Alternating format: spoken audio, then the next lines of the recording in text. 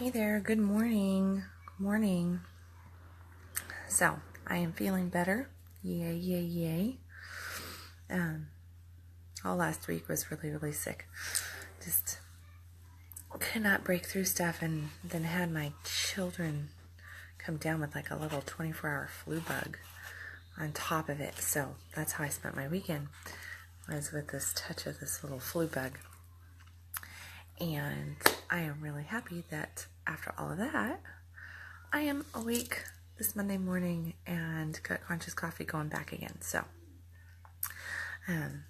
this is not going to be a horribly long Conscious Coffee just because I've got children that I got to get to school, and my youngest decided that he was going to get up, which is why I'm kind of running behind schedule this morning because he was running up.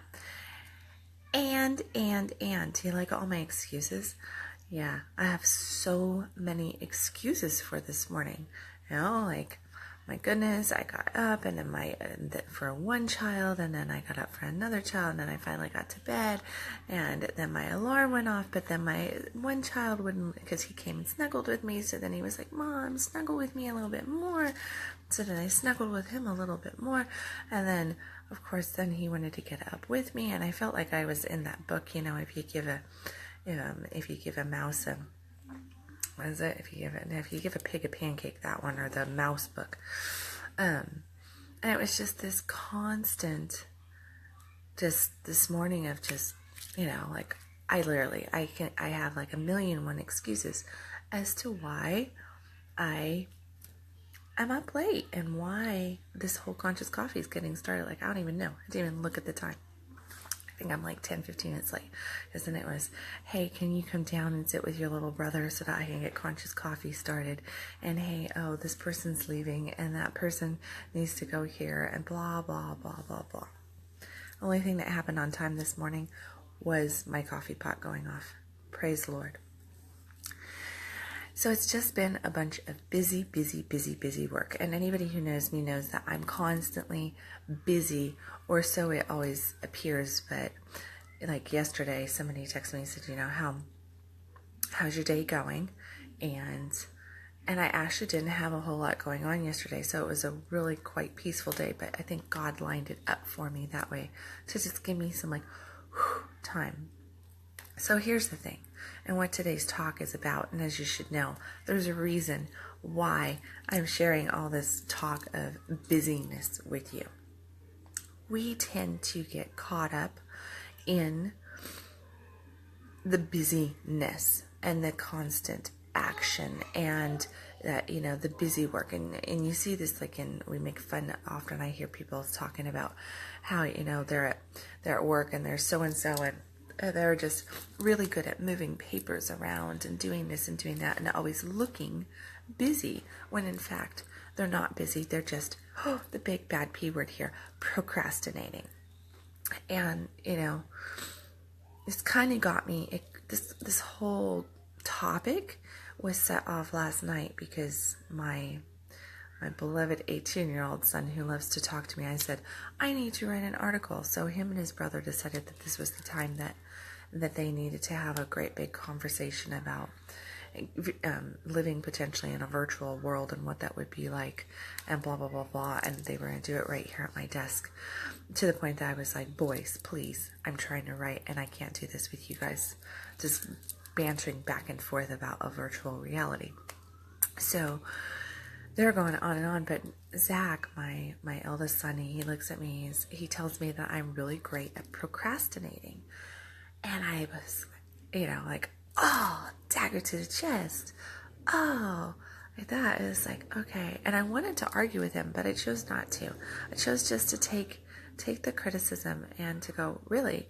And I said, why do you see that? And he's like, because you procrastinate at everything, Mom. You procrastinate at everything. And I went, oh, like I felt the baseball bat, a spiritual baseball bat coming from my kid, because in essence, he is correct. I am fantastic at procrastinating by staying extremely busy with everything. And I think that we're all really good at this little negative habit of always always having an excuse, always having a reason, always keeping ourselves really busy. And in truth, all that really matters is not our busyness, but what we are achieving. So, whether it really doesn't matter what we're doing. If we don't get the results from it, then it doesn't matter, right? And when you think about it, let's take it into a money aspect. We all do really have all the same amount of time in the day. You and I have the same amount of time as a billionaire does. What do we choose to do with our time versus what somebody who is in that position chooses to do with their time? Is it a constant state of busyness where we're just shuffling papers, or are we actually seeing results for our efforts, for what we're putting out? I want to tell you a little story. I was trying to look up stories on procrastination, and I found this really cool story about processionary caterpillars. So John Henry Fabre conducted an experiment with these caterpillars. They're named processionary caterpillars because their peculiar habit of blindly following each other no matter how they are lined up or where they are going. This man took a group of these tiny caterpillars and did something interesting with them. He placed them in a circle. For 24 hours, the caterpillars dutifully followed one another around and around the circle. Then he did something else. He placed the caterpillars around a saucer full of pine needles, their favorite food. For 6 days, the mindless creatures moved around and around the saucer, literally dying from starvation and exhaustion, even though an abundance of choice food was located less than 2 inches away. Is that not crazy?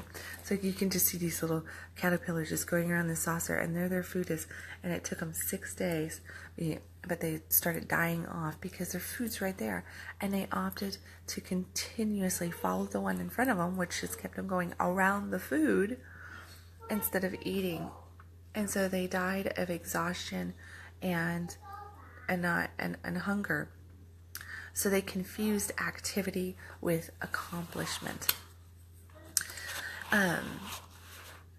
And I mean, where are you guilty of doing just that? Where are you guilty? I mean, I definitely, my kid telling me that had me just going, all this busy work and all this different stuff. Now I do have to say, I can make out that, I can flip it and I can go, yeah, but I have blah, blah, blah, blah, blah, blah, blah going on. And we do end up in phases of our life where there is so much going on that we don't know what end is up, and we get caught on this hamster wheel of life, you could say, at different points of our life where we're just trying to just get it all done, and that can be really, really difficult in those times. And those times we have to look at that hamster wheel. We have to look at those caterpillars in front of us, because that's what we're doing, is we're just following those caterpillars sometimes. And being one ourselves, of course, but we're doing this and we're not setting proper boundaries for the people in our life. We're not setting proper boundaries for what is coming in and how our time is going out. And just really what we're doing with every single moment. So I encourage you, and what I have learned, what I'll just share, I mean, yes, I'm still a humongous procrastinator. I'm very, very good at staying extremely busy, with all the awesome reasons and excuses to come with it.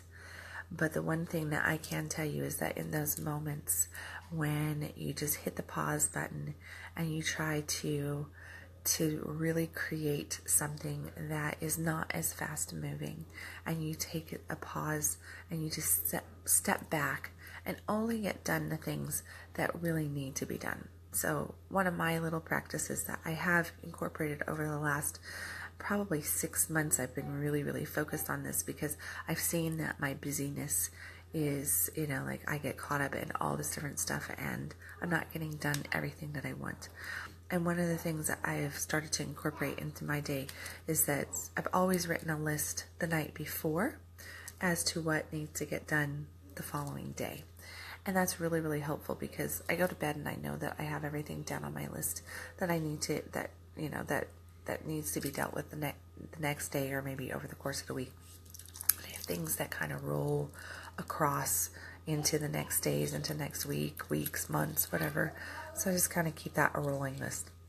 But then on that list, what I've started doing over the last 6-7 months is I put stars next to 5 or 6. I never go over 6, but over 5 or 6 things I put a star next to it. And those are the things I normally try to take on, like 3 big tasks a day and then 3 seemingly little things a day. And I don't let myself get caught on any of the other stuff on my list, because that stuff on my list, a lot of that stuff is just kind of like rolling stuff anyway. So I look at it and I look at the things and I go, what is it that I absolutely need to get accomplished tomorrow? And I put stars next to that. And it's just those 5 or 6 things. Now, sometimes those things take a heck of a lot of time, and sometimes those things don't take a heck of a lot of time. But just doing that makes it where there's less stress moving into the day, where I don't get as sidetracked anymore. Now, granted, kids and family can definitely be some of the biggest sidetrackers, and there's things that happen that none of us really can control when it comes to family.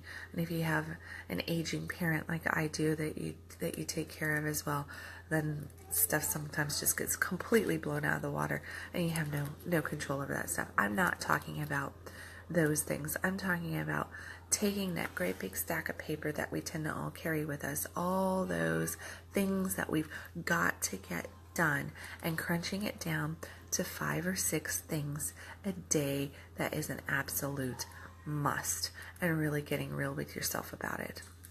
And then trying to keep yourself on that schedule where it's like, okay, I got those 6 things done. Now, do you really have to tackle the next 10 things on your list? No, you don't. Here's the opportunity to go and take that time for self, to go and find something enjoyable. Like yesterday, I went and I did, normally I don't work on Sundays, but because I was sick all week long for the most part with that nasty cold last week, I really legitimately had a whole bunch of stuff that had kind of just caught up to me. And I didn't want to enter this week with a whole bunch of stuff that was just bogged down and just kind of stressing me out. And then I've got family coming into town this week from out of state and all this different stuff. So I'm like, no, I want to be able to just kind of into the week. So I did take time yesterday to go ahead and get some busy work done so that I could, which was actually very, very good. But then what I focused on was I took like 2 hours and just enjoyed the sunshine. I went and I just sunbathed for 2 hours and listened to some really good audio stuff to just bring me back into a great space and give me, psych me up to be able to do different things. And that was by far the most productive thing that I did all day, was to lay in the sun and listen to some of my favorite motivational audios. So just that right there, I mean, look at that. Where in your day are you taking that time for self-care, for self-love, to really set the stage for your week, for your day?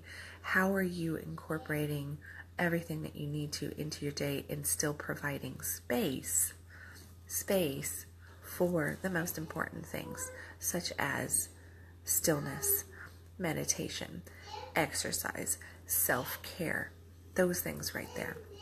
Really, really look at that, because those practices are going to give you so much more than consistently staying busy and looking busy, okay? It's not about the looking busy. It is about the actual results. So if you were staying really massively busy, but you're always saying, well, this isn't happening or that's not happening, and this isn't, like you got a whole bunch of stuff on your calendar, you've got a whole bunch of, things that you're doing, but the majority of the things that you're doing, you're not really turned on to, you're not really enjoying. I mean, really, this is like, this is actually an exercise I give my clients. I have them look at a whole month calendar. So I'm going to encourage you to do this. Look at your calendar for the last 30 days, since we're coming up especially to the end of the month here. Since we're at that, look at the month of April, and then go through your days and look and see how much in the month did you actually do that was pleasurable, a turn on, or how much of it was just busy, dutiful, just trying to, get a whole bunch of stuff accomplished that you really didn't enjoy. Look at those things and kind of count those as like, give them like a red color. Like you can even put, like, if you print this out, which is really, really insightful, if you can print your calendar out, if you have most things on there, then you can put like a little red dot next to all those things that are dutiful, just a lot of busy work, the things that, like you feel like you have to get done.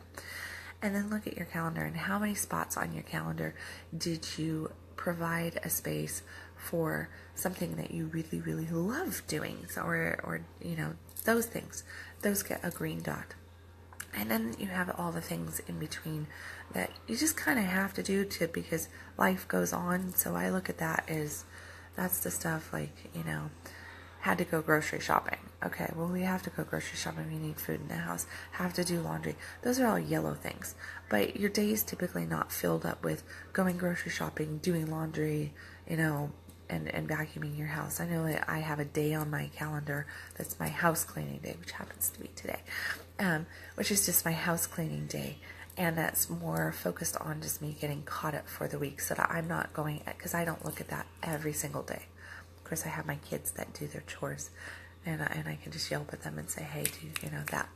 But if you look at your calendar and you start to guys kind of crunch those things down and say, I actually did a heck of a lot more of this busy, stressful work than I did pleasurable things, than I did taking the everyday things that I just need to take care of. And if you look at that and look at the anxiety, the concern, the worry that this busy work actually brings up in your life, because when we get caught up in that procrastination energy of always staying busy, what comes with that is also this sense of urgency of, I have to be going, I have to be doing, and then you don't know what to do with yourself if you find yourself laying in the backyard for 2 hours just crashed, enjoying a book or something, and just, enjoying the sunshine, or just going and hanging out with friends and having a good time there, whatever that downtime might look like for you. So really, really look at how you can bring your attention to releasing that procrastination energy around those things, making that list and figuring out what is exactly needed for your day ahead of time. That's really going to kill some procrastination energy. What you're going to find is that you're going to be so much more productive by just, first off, realizing that you're probably a big time procrastinator. Number two, really analyzing your schedule, doing that calendar exercise that I was talking about. And then number three, the night before every single day, sit down and address what needs to happen the next day and picking those 5 or 6 things. And what you're going to see is that you're going to have more time on your schedule to just kind of breathe, enjoy the people in your life, enjoy doing the things that you really want to do. And, because sometimes, and here's the thing, like with me, my son says that I am a big time procrastinator, which I am. But there's a lot of things that I do because I really want to do them, and it comes across as though I am doing this busy work. Where can you fit in more of that kind of stuff? Because for me, writing is, everybody might go, oh, mom's writing again. But that is something that kind of feeds my soul and makes me feel really, really good, and I enjoy doing. Putting together videos is something that I really enjoy doing. So those are the things that I do fill up with my day a little bit more, but at the same time, I don't feel this sense of urgency to get it done, to the point that if I really don't feel like doing it, I'm not going to do it, because I know that it's not going to be good content going out.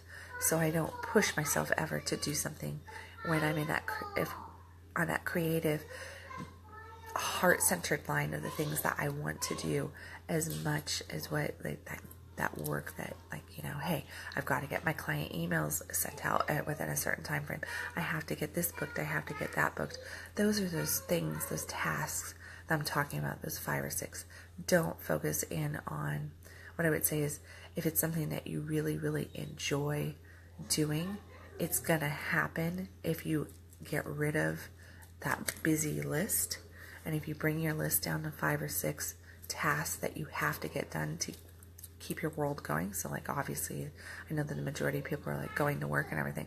So going to work is definitely one of your tasks, right? But in that going to work, what are 2-3 tasks today that you desperately need to get done at work that's going to cause you stress or concern, or could potentially load on 15 other little things if you don't get them done?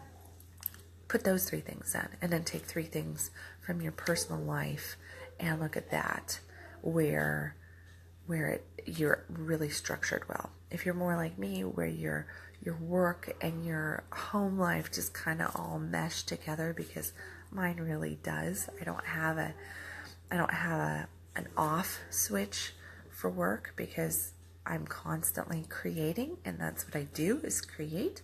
But still finding 5 or 6 things that really desperately need to get done. And then looking at, okay, what's 1 or 2 things that I can do for me today, to support me today, to increase my energy, to bring connection, to, bring me pleasure. Yes, that word, pleasure. Because guess what? Having pleasure in your life is definitely a must have.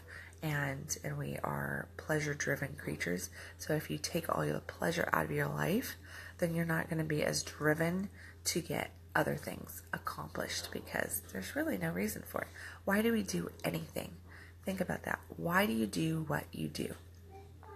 Are you doing it really seriously to pay the bills? Are you doing it because it has to be done? Or are you doing it because you're hoping to achieve a result of, well, someday my life is going to be better. Someday I'm going to have more money in the bank. Someday I'm going to have more time. Someday I'm going to get that promotion, which is going to give me blah, blah, blah, blah, blah. Someday I'm going to have the relationship in my life that's going to give me blah, blah, blah, blah, blah. What the fuck are you waiting for? There is no such thing as the someday. It is all about the right now. And the more you can embrace that feeling by giving yourself those pleasurable experiences every day, or into maybe that pleasurable experience, like for me, the pleasurable experience often is just a state of silence sometimes, which is why you find me laying in the sun or talking about going to the beach, because it is this place of silence and of just where I can just breathe, because I have so many active moving parts in my life that I'm not in control of, and then the ones that I am. So whatever your pleasure center is, figure it out. Make sure that you get a little bit of it every single day, that is in there. Make sure that you take all that busy work and crunch it down just to what the bare necessities. You're going to be so much more happy, less stressed, less anxiety, and guess what? You're going to actually start seeing the results. And that is really ultimately what you're wanting, is to see results in your life, to be progressively moving forward and not missing out on the things that are right there that you really, really do want to enjoy, and passing them by because of all the shuffling of the paper. So, there is a quote here. Hold on. The fact is, the longer we take to act on God's direction, the more unclear it becomes. So that is kind of the end of my spiel here. And that is really what I want you to focus in on. Realize that busy work prevents you from seeing the direction that God has for you, because God is always talking to us. God is always providing direction. Where the hell do you think that intuition came from? Where do you think that incredible idea came from that you had? If you procrastinate on things, and if you fill your time with a whole bunch of busy work, then all of a sudden the path starts to seem a little bit foggy.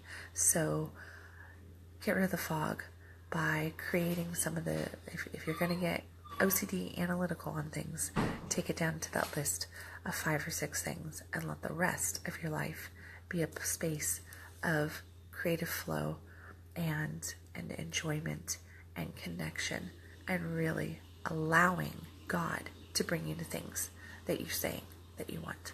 So I hope that this was helpful, guys. Off to busy work I go. Not really. I have a whole bunch of stuff that I've got to get accomplished today, because I got some exciting stuff going on that I can't talk about openly yet, but I do have some really exciting stuff that's happening today. So I'm off to go and figure out a whole bunch of things there, and and do a little bit of busy work.